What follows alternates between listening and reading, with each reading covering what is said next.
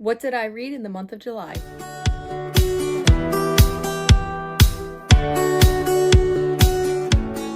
Hi friends, welcome back to Pages in Chaos, and I'm going to share with you all of the books that I read in the month of July. So in July, I participated in a read-a-thon called the Hunger Games Read-a-thon, where everybody was assigned to a district and we earned points based on how many pages we read and what prompts they fulfilled and things like that. For this read-a-thon, I was able to complete 7 books, which I was really excited about.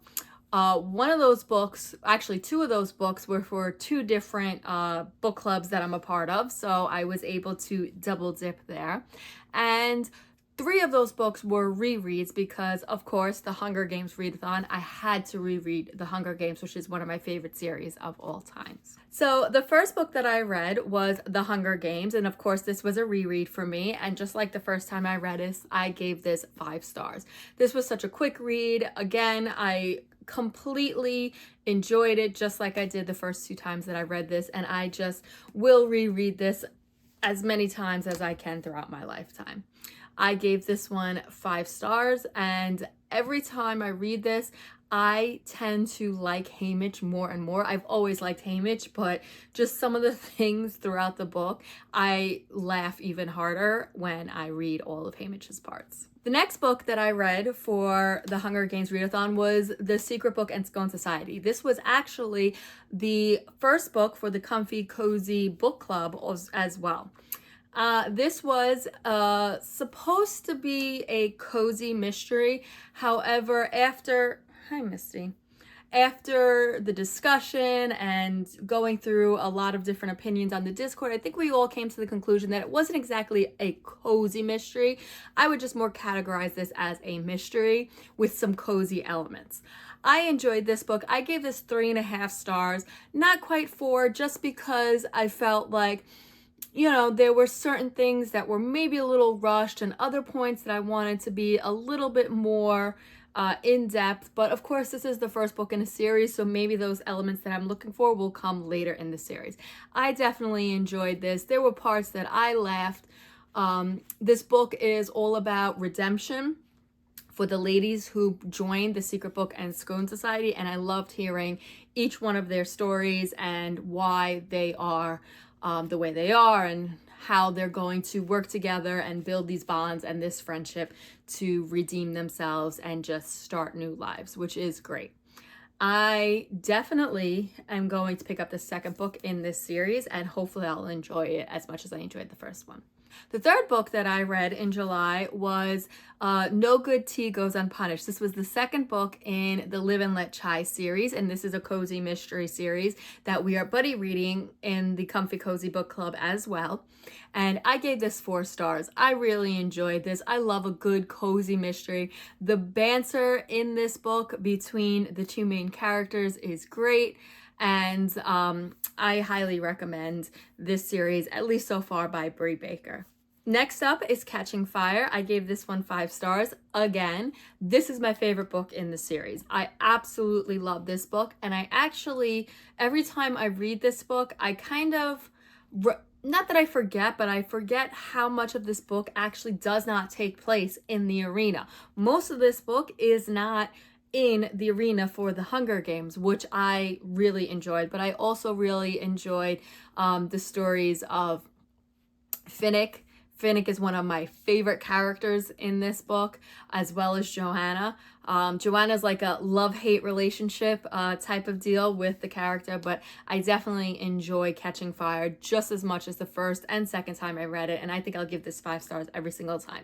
Definitely my favorite in the series. Next up was The Castle of Tangled Magic, and this was for the middle grade March book club, which the discussion is later on in August, and I really enjoyed this one. I also gave this one 4 stars as well. This reminds me of a combination of Frozen 2 with Encanto, because in the book they talk about how the castle is alive with all of these different spirits, and you know, the whole story on trying to keep the magic alive for the castle and the home. And I just loved this. This was such a quick read and such an adorable read. I can't wait for the discussion for this one later in August. Next up is Mockingjay, which was the third book in the Hunger Games series. This one's not my favorite. I didn't really enjoy it the first time I read it. The second time I felt the same. And so my rating kind of seems to be the same with Mockingjay. I gave this 3.5 stars. I found that it was just, in my opinion, a little rushed. When I watch the movie, I feel like the movie does it a lot more justice, which I very rarely say. Even though the movie is like pretty much scene for scene what's in the book, I just feel like it brings it more to life, where I didn't feel like this was brought to life enough. I felt like, as much as I enjoyed it, I feel like I could have enjoyed it just a little bit more if the scenes maybe weren't as boring, so to speak, not as action-packed as the first two books, I kind of think, but I still enjoyed it. It's still part of my favorite series, and I will still continue to reread this any chance I get. The last book that I read in the month of July was The Ballad of Songbirds and Snakes. This is the prequel to The Hunger Games. I struggled with this one. I'm somewhere between a 3 to a 3.5. I enjoyed it. I enjoyed the story for what it was. I didn't like the fact that it was in third person, whereas the other two books are in first person. That kind of threw me a little bit, but that's okay. And I do like the fact that it wasn't, in my opinion, a redemption for Snow. Like, it's not like, oh, okay, this is why he's such a jerk. Because in my opinion, he's a jerk throughout the entire book. There are some points where it's like, oh, okay, he maybe is human in the beginning, but he still has the idea of the capital versus the districts.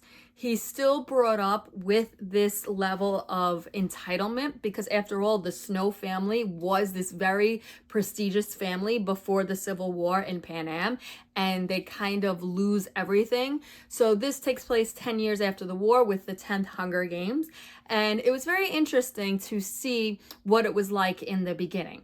The arena was much different. It was such a different way that the Hunger Games was portrayed and was run, and I kind of see where we got to, because it kind of the Hunger Games that we know from the books, the original trilogy, is so different, much more elaborate and much more humane.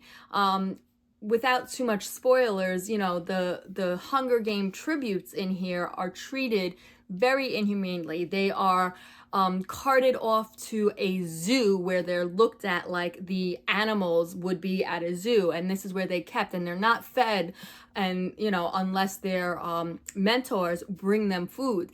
Now, I'm not exactly sure if the mentors were supposed to act like the mentors such as like Haymitch or more like Effie. I think it's kind of like a combination of the two, but it was more of an experience that was an experiment. But definitely the transition from Snow being a mentor in this Hunger Games and what he saw kind of made him make it less demoralizing in such a way when he's the president. For example, the tributes get the best food ever and all of these, great suites that they get to sleep in until the day of the Hunger Games, and the training and things like that. And I think Snow did that because of what he experienced as a mentor during the 10th Hunger Games. That was about it. But again, he's still sending 24 children to their death. There is no redemption. He is still a bad person. And I did like that in this, that they didn't try to give him a redemption arc. I love Lucy Gray. She is, in my opinion, the best part of the story, but I did enjoy seeing the power grab that Snow goes through and the power struggle that he goes through in this book. Well, that's all I have for you for today. Those are all the books that I read in July. Let me know down in the comments if you've read any of these books and if you enjoyed them, or if any of them are on your TBR. I'd love to hear it.